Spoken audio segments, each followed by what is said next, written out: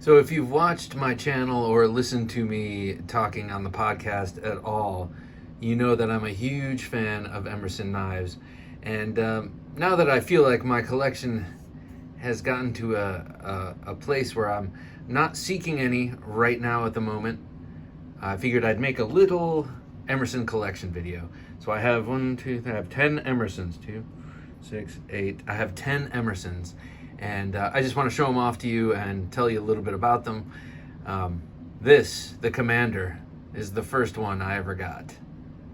And this one is from 2000. I remember seeing this on Knife Center, and when I saw this, I had only ever purchased one thing on the internet. This is in 1999.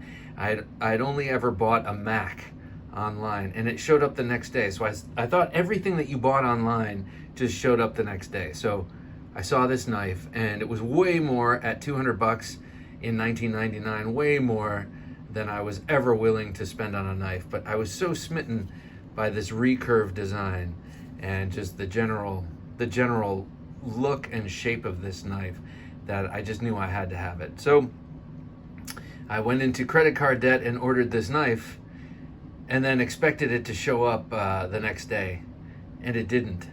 And then it didn't the next day, or the next day, or the next day, or the next month. And then eventually I forgot about this. And at the time, I kind of felt like I just put my money out into the ether and didn't have any recourse. Nowadays, if I spent money with Knife Center and wasn't happy, I'd call them up and have satisfaction in a moment. But back in those days, I don't know, maybe I was less assertive and I didn't really understand the internet. So I was like, oh, well, I guess I've been taken. And little did I know that Emerson Knives at the time was a very small outfit, and they were tooled up to make a different knife. So though this was on offer through Knife Center, it still hadn't been made yet. So I forgot about it. And then about maybe the better part of a year later, I come back from lunch at my work in New York, and here it was, boom, on the desk. It wasn't like this, obviously. It was in a box. I'm like, what's this? And I open it up, and oh yeah, my Emerson Commander. And what a great knife this is. And so if you look at it, this old Emerson is made more like a custom knife, where or a custom knife at the time, I should say, where the liners are fastened to the backspacer and such with their own sets of hardware underneath the top layer of G10, which is held down with these 3 screws in the pivot. And this G10 is very different from modern Emerson G10 or the G10 you get from basically anywhere else. It's kind of polished. It's just a different, less aggressive texture. So this one is from 2000. And it is beautiful, and I discovered it is a pretty coveted model. You get this long swedge here, which went away for a while, and I think they brought back. I need to get a new modern day Commander. So I'm going to put this down here, and I'm going to start going through my my Emerson collection. I'll just put them down. Let me zoom out a touch so that here, let me truck over a little bit. I'm not trucking at all. I'm just kind of trying to replace this tripod.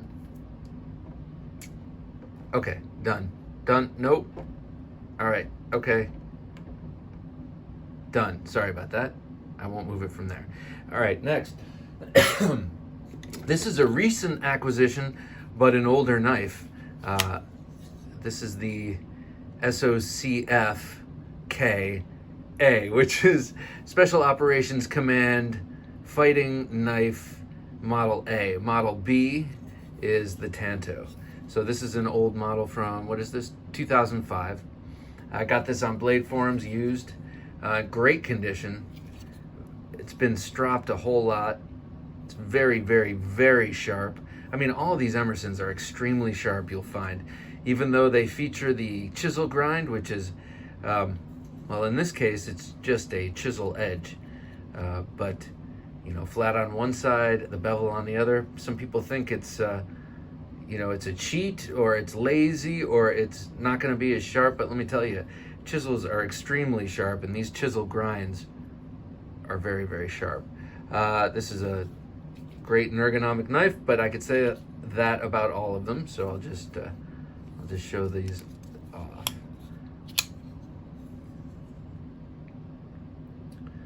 Now the Tanto version of this has a Tanto that looks pretty much like a CQC7, if you're familiar with that knife. All right, next is my CQC13, which I just had Tom at Blades and Such. You can see him, Blades and Such, on Instagram. He just made me this micarta handle. The Emerson, this is what, 2013? This is right before they went to barrel spacers. Of course, this isn't the original backspacer. This is micarta. But this, I believe, was their first Bowie knife. Correct me if I'm wrong, but their first clip point, and I love how beautiful and aggressive that clip point is. So much so that the only one I could find in 2013 when I was looking had the serrations. And now I'm glad I have it with serrations, but at the time I was a little bummed. And I have to admit, for looks, this looks nicer without the serrations because it's such a clean, perfect Bowie shape. The handle is super ergonomic.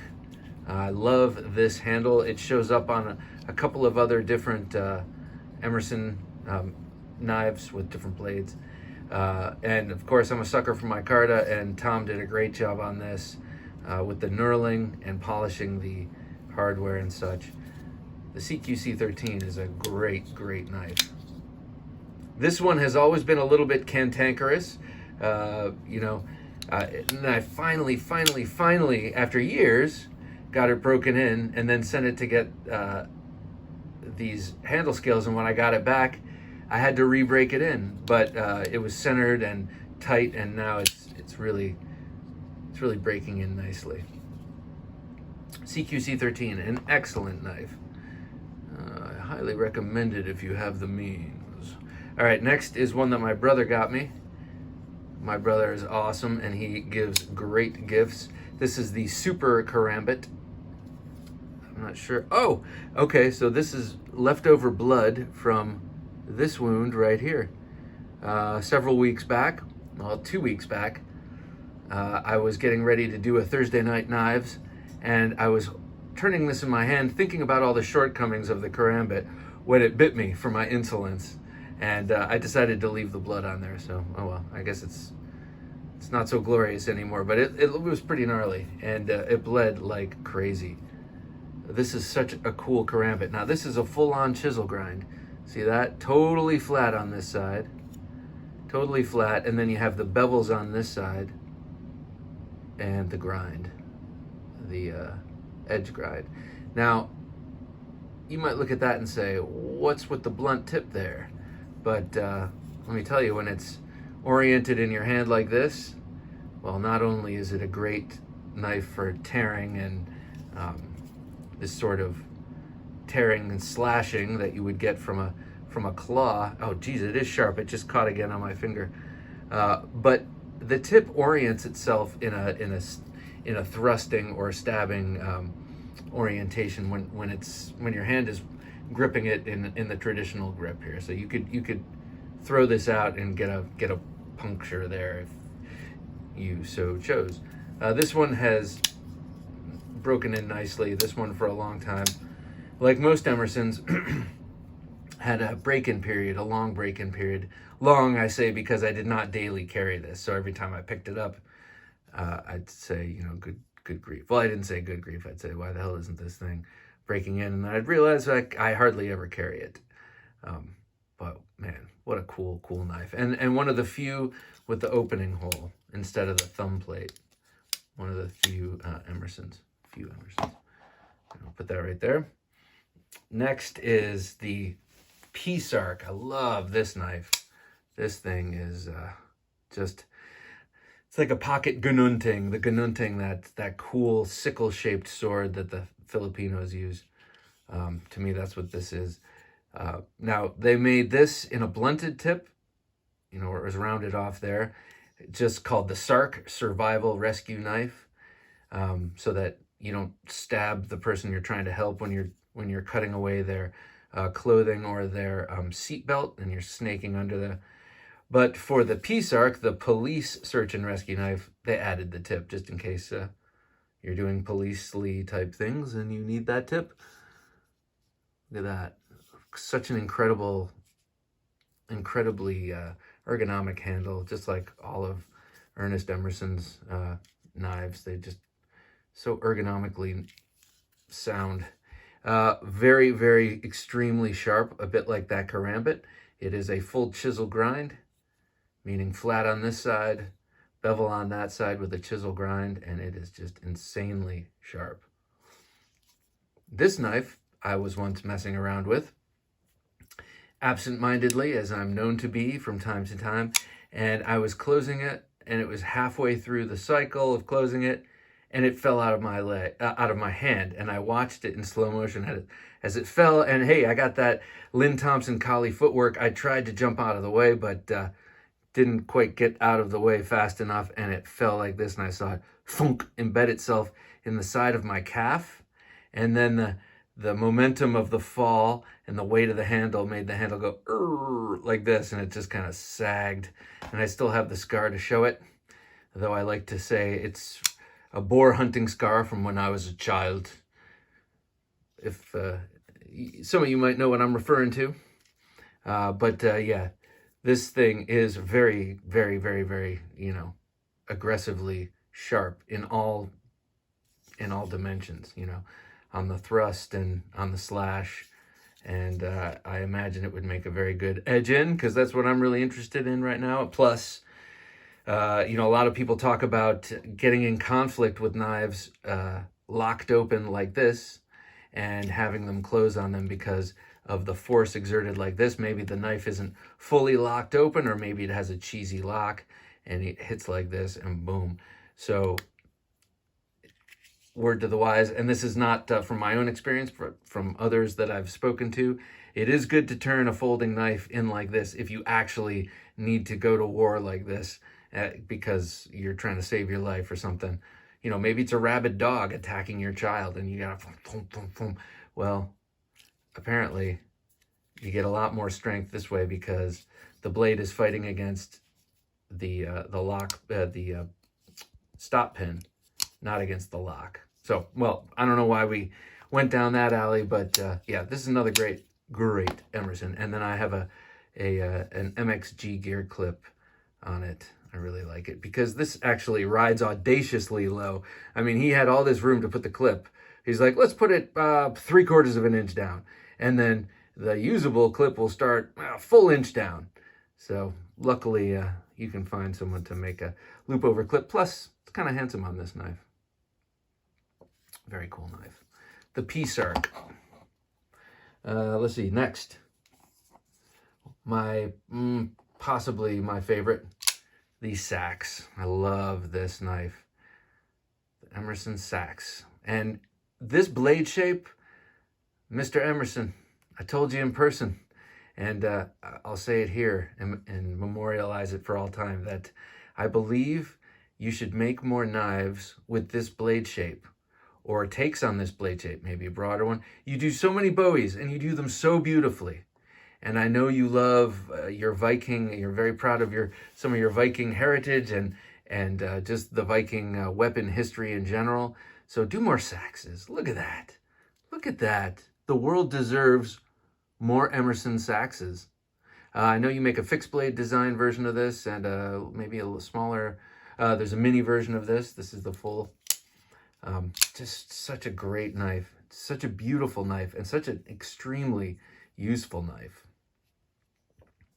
V-ground with the chisel edge. And this edge is very special because Jared Neve of Neve's Knives sharpened it for me by hand, and he does an exquisite job. I sent it to him very sharp.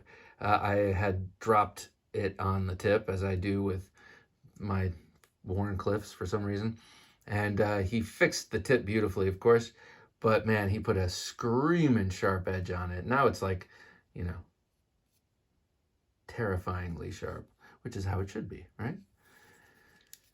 The most dangerous knife in your house is the dullest knife in your house. Again, an MXG gear clip on it, and again, another very low slung clip. So that's the only fault I ever find of Emerson's, and I know that's on purpose so that you can actually grab your knife in a tense situation.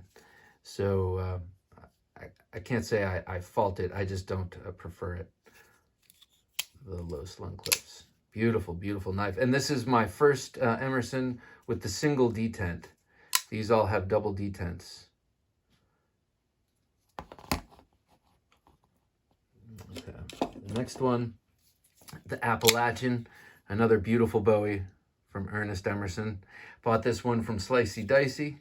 He knew who to reach out to. He bought this, did his review, and he was like, I'm not crazy about this. Who can I unload this? Oh, and he sent me an email. I'm like, why, of course. Why, of course, I'll take that young Appalachian in. Now, look at this chisel edge. Again, V-ground with a chisel edge. But look how broad that edge is. I mean, the guy who sharpened this was, man, he must have had a fight with his girlfriend this morning or something, because it is so sharp, it's almost too thin. It's too sharp. Sorry, I can't really find a good angle to show you, but maybe you can imagine with the broadness of that chisel edge, how thin it might be right there, and it is. And look at the beautiful grind lines on this. I mean, handsome, handsome knives. I know a lot of people take exception to fit and finish issues or certain design issues or whatnot, but you have to admit, Emerson designs some beautiful knives. Whether or not you like their execution or, you know, like them in practice, like you hear that? That's another thing. In the adolescence of a Emerson knife, at least in the adolescence of its break-in, it whines. Wine belongs in a cup, not in my pivot. Thank you very much. But I still love this knife, and, well, all is forgiven, because I know at some point it'll grow out of it. Next, bought this from Alex Tissot of Alex's Knife Box. And this is the outstanding and gorgeous Iron Dragon, designed as a tribute to Richard Bustillo, a famous Jeet Kune Do instructor and protege of Bruce Lee, and Ernest Emerson's main teacher when he was at the Kali Academy out in California. Iron Dragon. Now this is a frame lock.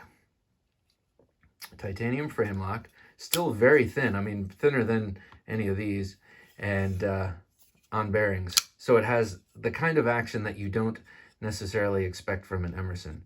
However, I must say these two are single detent and one that's coming up, and they will give ball bearings a run for their money with the washers they have in this, and just straight up broken in action. Though you have to break it in and get to it. So here's another Bowie, this a recurve, and man, again, screaming sharp, just insanely sharp. And just a beautiful profile. Now, this being one of Alex's knives, he is a very, he's a knife aficionado for sure.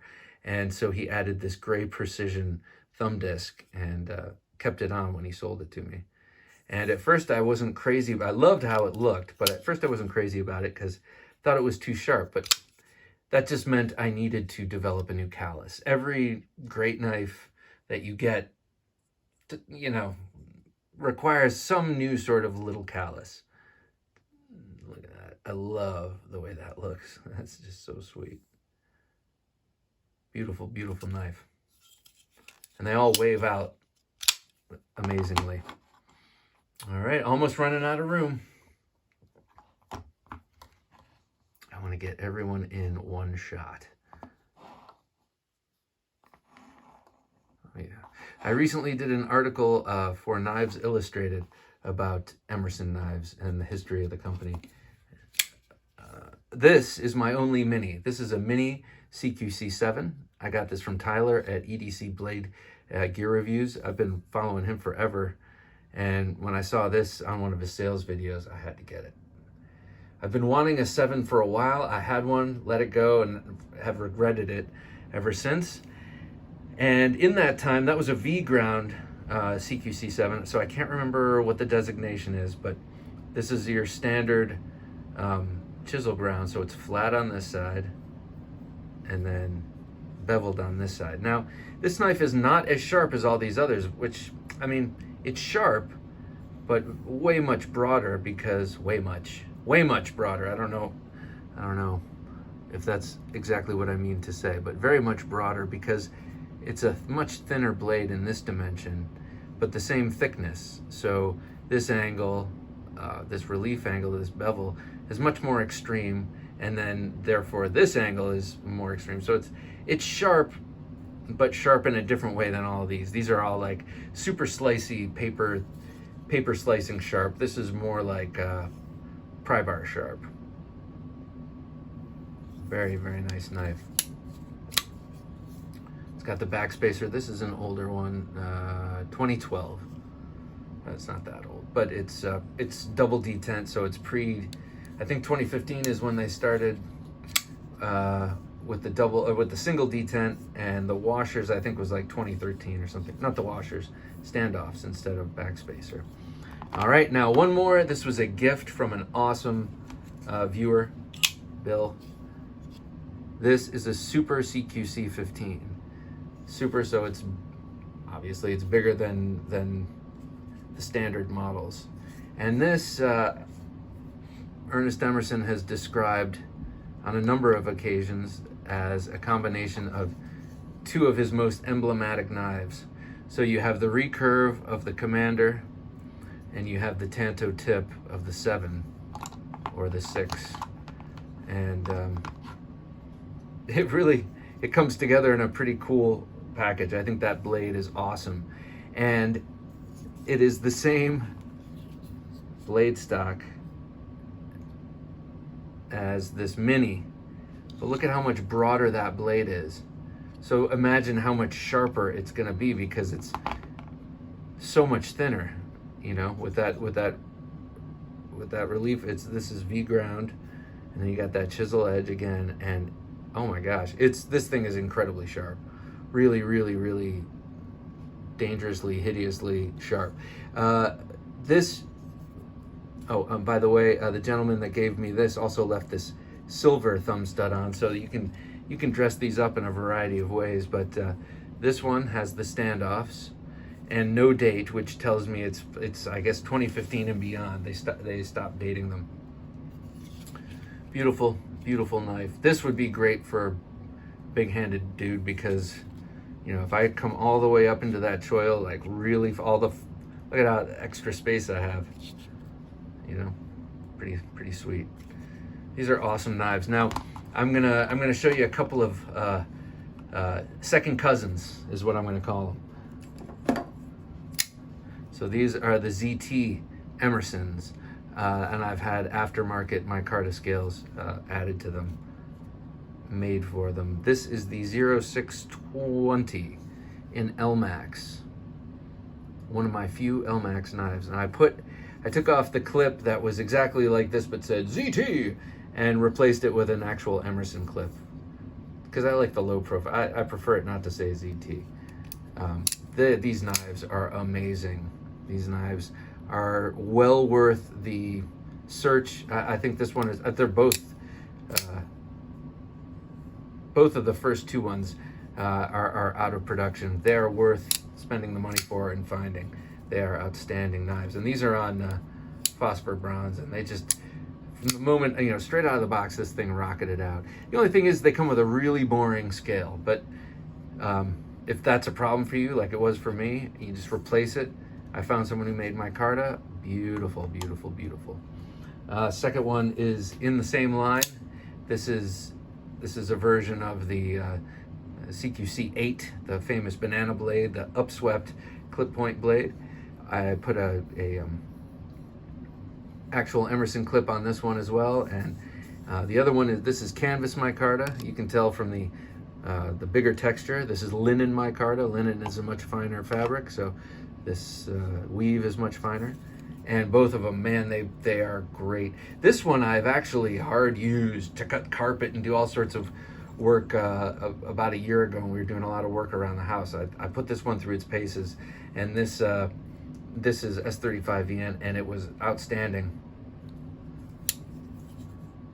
Whoop. Yep, these are awesome. Nice big waves to catch on your pants. All right, and one more. This is the 640. This is based on his Viper number 5, I think it is. An early design of his, which incidentally, for their collectors group, I believe he made an Emerson collector version of this, I think last year. MXG gear clip. Beautiful 20 CV steel blade. Very, very sharp. And this came with the, some people called it puke green carbon fiber. I called it split pea soup green. I like split pea soup much better than puke, so that's what I preferred. And yet still, I had to get rid of it and get some micarta. I got these micarta scales just from, I think, Blade HQ at the time they had them, and they're pretty good, except they kind of used the wrong side of the micarta. And you might say there is no wrong side of the micarta, but I have found that there is, and they used it, and it's fine. But I would prefer a nicer, richer, more golden, natural tan micarta. Now, like many of these Emersons, this is a front flipper, incidental front flipper. See that? Once this thing broke in, I mean, I can even do it with the side of my forefinger. It's great, and this is, I mean, these are solid as you would imagine. So, well, there you have it. This is my Emerson collection, including the second cousins. What do you think of Emerson? Some people hate them. Some people are ravenous for them, or rabid for them, I guess I should say. And yeah, I guess I'm sort of the latter. I really, really love them. I find them extremely compelling and beautiful. And then if you ever carry a knife with the self-defense in mind, these are the way to go, in my opinion. Or one of the ways to go. Or perhaps one of the strongest ways to go. Alrighty, thanks. You've listened to me for long enough. Take care.